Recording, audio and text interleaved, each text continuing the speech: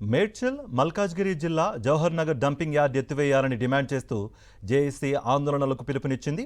కాలుష్య కాసారంగా మారిన dump యార్డ్ను ఎత్తివేయాలని demand చేస్తూ అఖిలపక్ష నాయకులు పలుచోట్ల ధర్నాలకు దిగారు. ఈ క్రమంలో నిరసన కార్యక్రమాలను అడ్డుకునేందుకు పోలీసులు అరెస్టులు చేపట్టారు. జేఏసీ నాయకులతో పాటు కాంగ్రెస్, బీఆర్ఎస్, బీజేపీ నాయకులను అదుపులోకి తీసుకుని పలు పోలీస్ స్టేషన్లకు తరలించారు.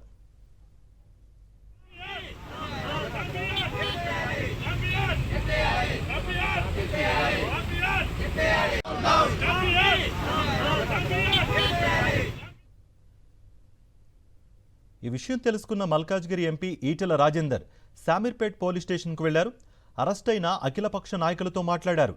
శాంతియుతంగా నిరసన తెలుపుతున్న వారిని అదుపులోకి తీసుకోవడాన్ని తప్పుబట్టారాయన. ఎంపీగా ఉన్నప్పుడు రేవంత్ రెడ్డి జవహర్ నగర్ డంప్ యార్డుపై సుప్రీంకోర్టులో కేసు వేసిన విషయం గుర్తు చేశారు. ముఖ్యమంత్రి అయ్యి 2.5 ఏళ్లైనా దీని గురించి పట్టించుకోవడం సరి లేదు అన్నారు ఈటెల రాజేందర్.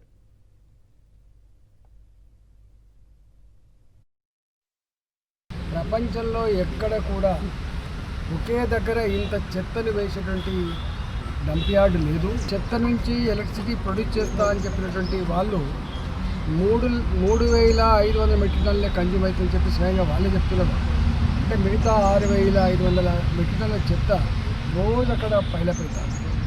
30 కిలోమీటర్ల పరిధిలో బాలాజీ నగరు, జవహర్ నగరు, అదేవిధంగా దమ్మాయిగూడ, కీసర, నాగారం. గతంలో ఇక్కడ ఎంపీగా పనిచేసిన రేవంత్ రెడ్డి గారు స్వయంగా ఆయన్నే ఇది అన్యాయం అని చెప్పి సుప్రీంకోర్టులో కేసు వేసింది. ఇవాళ ముఖ్యమంత్రి అయిన తర్వాత 2.5 సంవత్సరాలు అవుతుంది.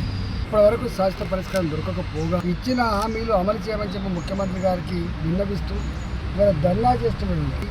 అఖిలపక్ష నాయకులు, దాన్ని లీడ్ చేస్తున్న జేఏసీ నాయకులు ఎవరైతున్నారో 100ల సంఖ్యలో ఇలా అరెస్ట్ చేసింది. మరిన్ని అప్డేట్స్ కోసం ఛానల్ను సబ్స్క్రైబ్ చేయండి. నోటిఫికేషన్స్ కోసం బెల్ ఐకాన్ పై క్లిక్ చేయండి.